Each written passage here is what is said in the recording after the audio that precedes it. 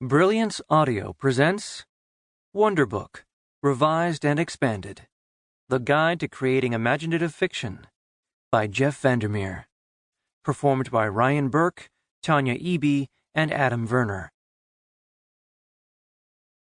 Welcome to the audiobook version of Wonderbook, a writing guide that wants you to succeed on your own terms by providing you with the tools to shave years off your learning curve.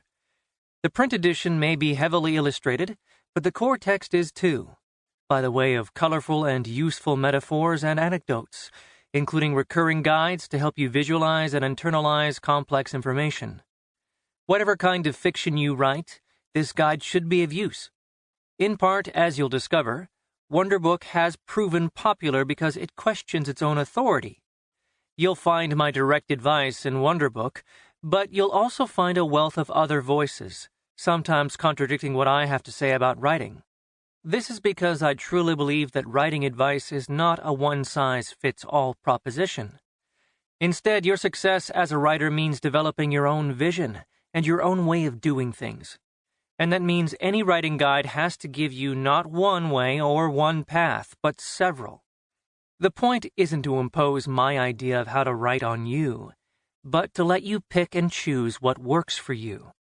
Parts of Wonderbook are adapted from lectures I gave at writing festivals and at Hobart and William Smith colleges as their writer-in-residence. Other parts came from my one-on-one consultations with writing workshop students. Still others developed as a result of field testing them to auditoriums full of new writers at the Shared Worlds Teen Writing Camp at Wofford College in Spartanburg, South Carolina. The attempt at a tone between the formal and the informal comes directly from the fact many sections of Wonderbook were delivered in an audio format, so to speak, directly to an audience.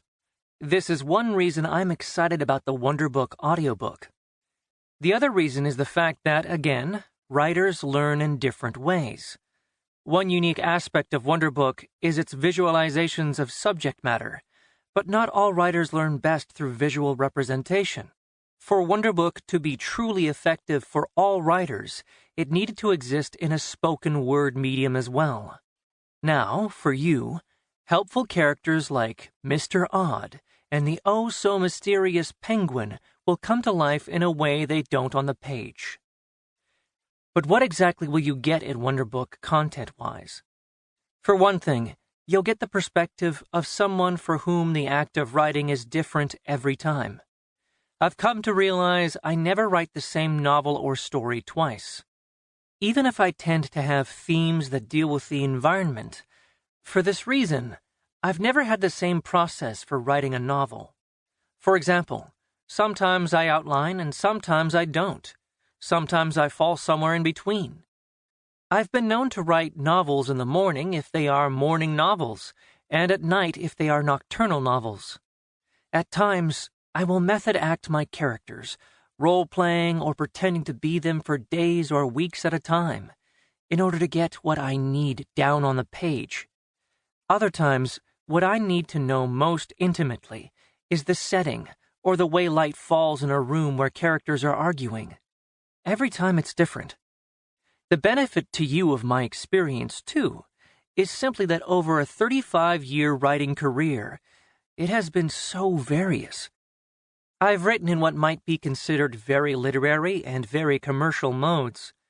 I've also consistently done what I call a debrief after the writing and publication of each of my novels.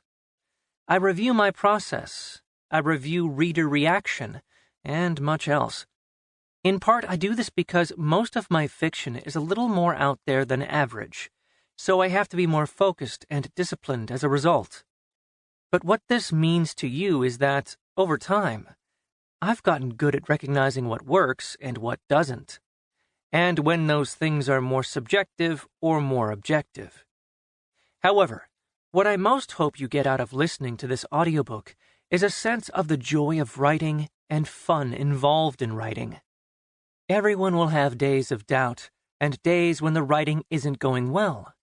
But I don't believe writing guides should be dreary or dull or have bad days. Writing guides should be energizing and useful. I hope you find this one of use, and thank you for listening.